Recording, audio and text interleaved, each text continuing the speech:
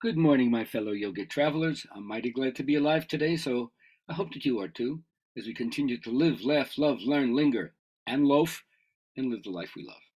All right, it's Thursday, my storytelling day. This one's from Japan. It's called The Magic Towel.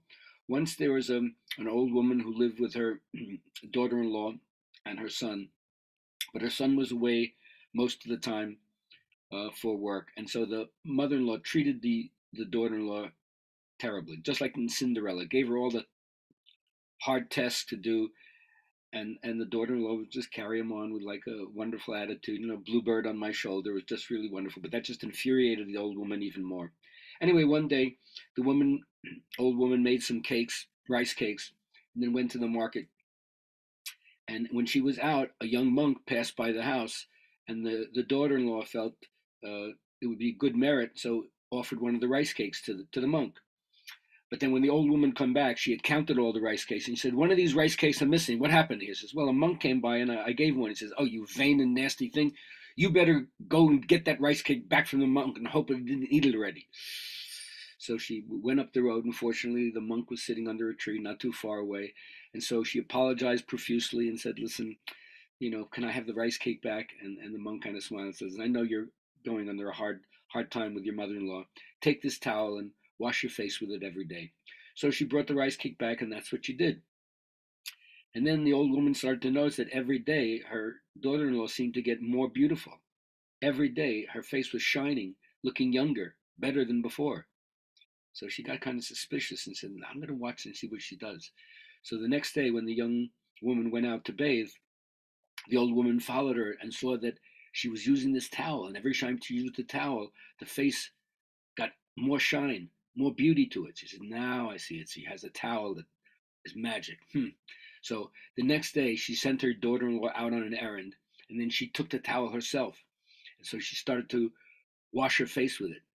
And when she started washing the face, the first thing she noticed was she started looking older. She said, "What?" So she scrubbed her face even more. And the next thing she noticed that her face looked like a horse. "What?" Then she scrubbed her face more and it looked like a monkey.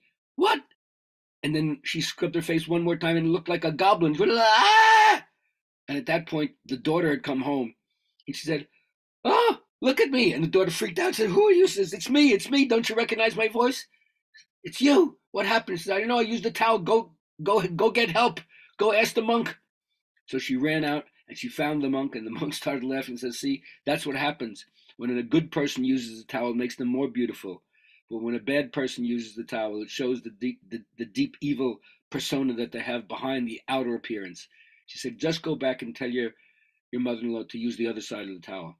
So she went back and she told her mother-in-law what the monk said. So immediately she used the other side of the towel. She scrubbed her face once. It went from a goblin back to a monkey. She scrubbed it again. It went back from a monkey to a horse. She scrubbed it one more time, and it went back to her normal face.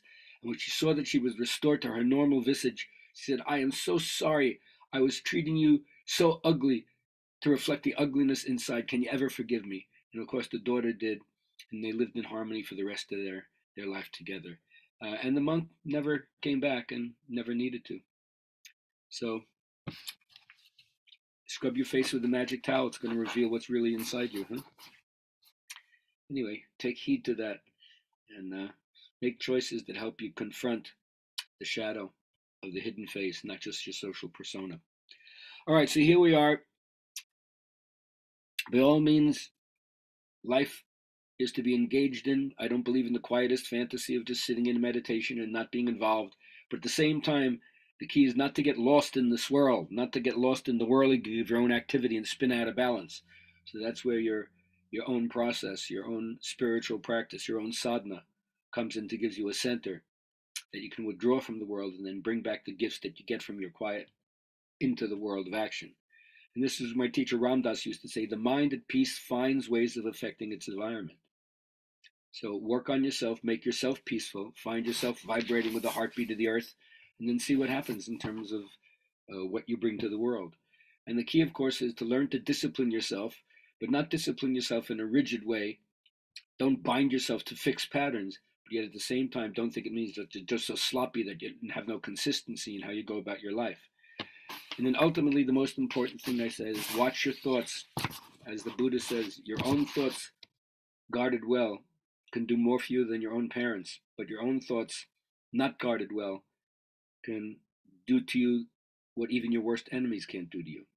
So watch your thoughts and remember this little mantra as you take it out into the world. I am a magnet, attracting into myself all that I think, feel, speak, and act. May that go with you, and you find success that way.